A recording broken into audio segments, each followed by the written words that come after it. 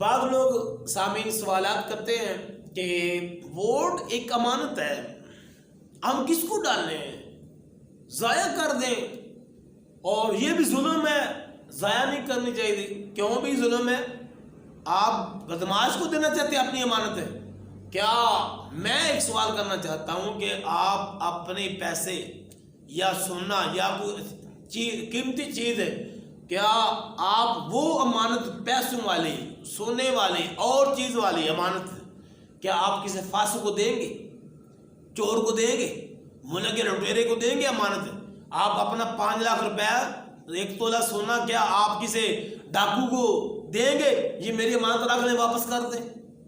بتائیں نا، یہ بھی تو سوال ایک بنتا ہے نا۔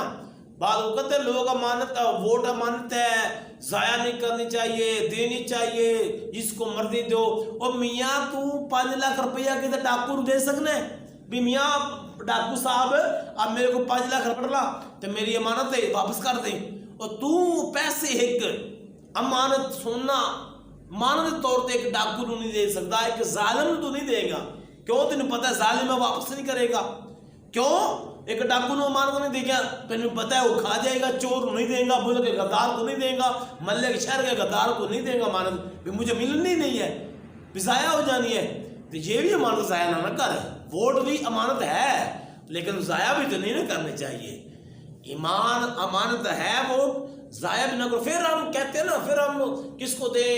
علماء کرام جو مولوی کھڑے ہیں انہوں نے آگے تو آنا نہیں۔ اچھا، یہ بھی گل کا جواب ہے ساڈے کول، کربلا دا میدان سامنے رکھو، حسین پاک نے یہ نہیں کہا یہ 72 ہیں کیا بنے گا، بھی 72 ہیں کیا بنے گا، یہ حسین پاک نے بیعت نہیں کی یزید کے ہاتھ پر۔ یہ بات آپ نے کہ قربان ہو جائے نا، حسین پاک قربان ہو گئے کہ نہیں؟ آپ ہی ظالم کے خلاف چلیں، آپ ہی قربان ہو جائیں۔ میں ظالم کو ووٹ نہیں دوں گا، جان قربان کر سکتا ہوں۔ کیا آپ کا وجود حسین پاک سے زیادہ قیمتی ہے؟ کیا آپ کا وجود، کیا آپ کا جسم، کیا آپ کے بچے امام علی اصغر سے زیادہ عزیز ہیں؟